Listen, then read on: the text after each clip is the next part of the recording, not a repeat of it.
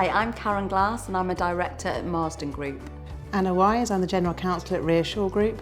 Angela Yotov, I'm the General Counsel at Close Brothers. So today we're going to talk about career management for in-house lawyers. I find I speak to many lawyers who have made an active decision to move in-house from private practice and then believe that the journey stops there, and that's really not the case. And I have two successful general counsel here who have actively managed their in-house careers. And I'm really interested and keen to talk to them about their experiences and any tips or advice that they can give that you might want to think about as you progress through your in-house career.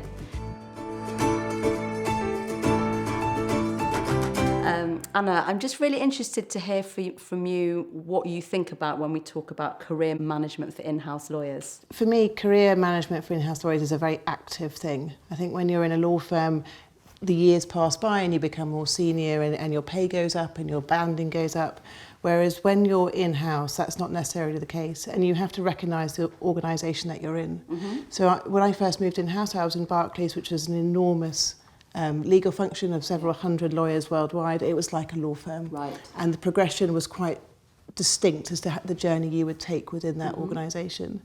I moved from there to Swiss Re, where the law firm was, the size of the law function was much smaller, and you had to be much more creative in finding the opportunities. Right. There's not a progression, there's only one GC, there's only 5 general counsels of the different business divisions, so it's a very different career path to becoming a partner in a law firm. And there you have to be much more active in looking for opportunities and thinking about what you want to do, where your strengths lie, and what you want and how you're going to go about getting it. Right, okay, that's helpful. So what did you do as you were kind of journeying through that? One of the things that the Swiss are incredibly good at is networking. It used to make me laugh, and now it's become part of my life. But if I was going out to Zurich, my Swiss colleagues would have their lunches booked up for a month in advance. They would be constantly meeting different people across different peers, different functions, knowing what's going on. There's constant networking. And that was something I really learnt from them, and that you learn to talk to different people. You hear that they're doing the same things, but just in different functions and what they're doing. And with that, you build a network that when opportunities come up, people think of you in roles that you might not necessarily go into. So I moved from being an M&A lawyer in the UK to heading up a team building a primary insurance business in Europe. Completely different skill set. But got there through the people that I'd met. Right. Which is really, it's that internal sponsorship, isn't it? Which as you journey through your career is something that you rely on in-house, isn't it? So that's kind of going out and meeting external stakeholders, and the Swiss taught you well. My experience is not dissimilar, to be honest. I started at Barclays, my in-house career at Barclays, and was there for 9 years. It is a behemoth law firm, basically. So I spent sort of half of my time in the investment bank and did utilise a secondment, well, actually not a secondment, an actual move to a different division. But because it was such a big company, it afforded me that opportunity to move to wealth. So I did 4 years in Barclays Wealth as well. The thing I think I did to manage my career at that point was thinking outside of the box at a time when less people were doing it than they are now. So now there is a big sort of disruptive space. So the disruptive GCs as a network has been brilliant for in-house lawyers who have gone in to be sole counsel or heads of legal or general counsels at disruptive companies. And that has provided a really brilliant network of people to bounce ideas off of, facing similar challenges to the things that you come up against. You can't really talk to your team about certain of these items, so actually it has been invaluable. I would urge people to think outside the box. I would urge them to not necessarily look at the linear progression either in their own institution or at the next obvious place, another bank, another financial institution. There are some really exciting sort of entrepreneurial companies that are doing things that will offer you a completely diverse sort of track in terms of career progression. Yes, which I find it's actually more exciting to talk to people about opportunities at a startup or a pre-IPO company or a tech company than it is to talk to someone about a role in a bank. And I feel like the community has moved on, but it's important to have these discussions to realise that you can do that and be successful. You know, if you are picking one of those opportunities, obviously have a good think about where you are in your life stage.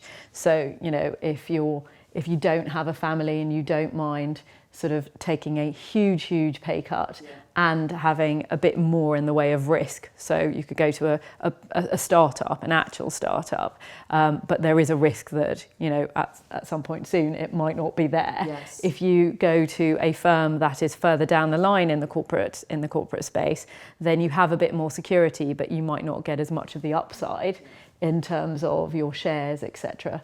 But there's a whole array and spectrum out there that is really exciting. I think that's such an important thing to talk about, because even if you take a risk and the opportunity doesn't work out, what you learn along the way and what you learn on that journey is irreplaceable.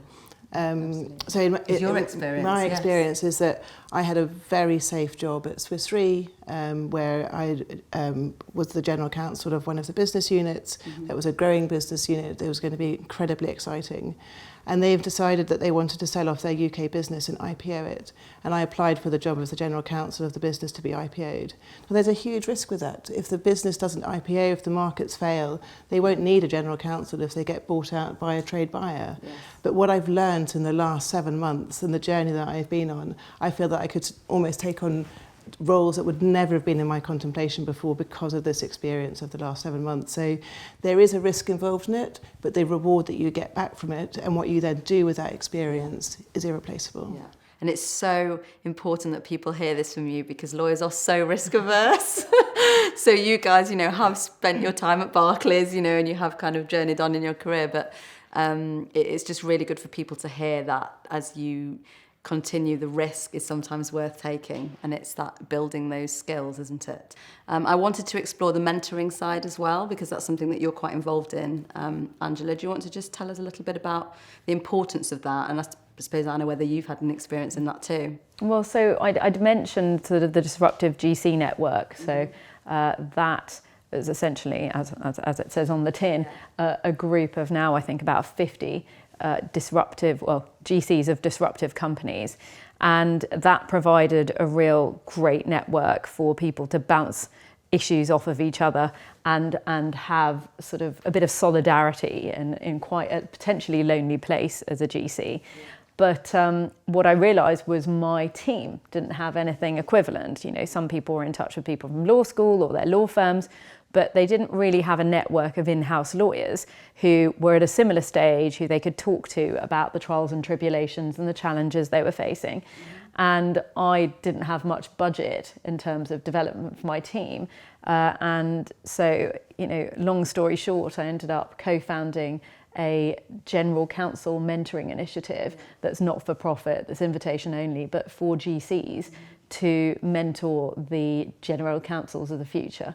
And that provides those General Counsels of the future a really great platform to network with each other, to meet other GCs across the sector, but also have their own mentoring relationship with someone who has experience in a certain area that they really want sort of enlightenment in and some help to move them along. But it also provides the mentors with, you know, essentially reverse mentoring, which is equally valuable. Yeah. So that's something that you know, I think is completely invaluable. And lots of organisations do mentoring within the organisation. So within Reassure, I mentor someone who's in a completely different function. And what's interesting there is, again, you learn about their experiences and their journeys. It's not that different once you're in-house. Whether you're in the different support functions, it's quite similar, yes. The challenges that you face. But what you say about mentoring is such a good point, is that there's a real benefit to both parties, but you really need to be focused on it. So you need to understand, in my experience, why you want mentoring. If you're just going in because you want to get some wider stakeholder profile, then be honest with that, about that's what you want, and you get your mentor to introduce you to more people or take you to meetings or recommend you for initiatives. If you're wanting it to be a sounding board, then be upfront about that so that the mentor also knows what they're expecting from them. We've run out of time, we've got so much more to talk about.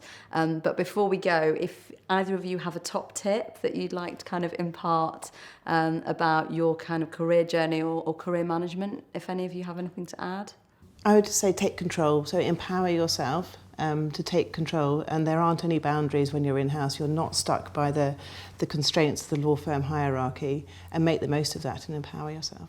I'd definitely second that. I would also say realise the power of your network, and that's not about just collecting as many LinkedIn kind of invitations and acceptances as you can. It's more about substantive kind of relationships that you form, and therefore that you can kind of meet up for a coffee periodically, or you meet up at a conference every now and then throughout the years you actually forge a really sort of substantial bond where you can feel like you can pick up the phone and say, this has just happened, or there's a hypothetical, what do you think?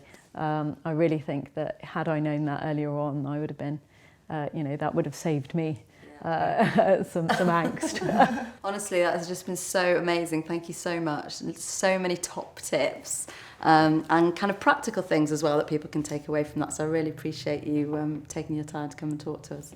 So I hope you've enjoyed that as much as, I have anyway. I'm Karen. I'm Anna. I'm Angela. And thanks so much for watching.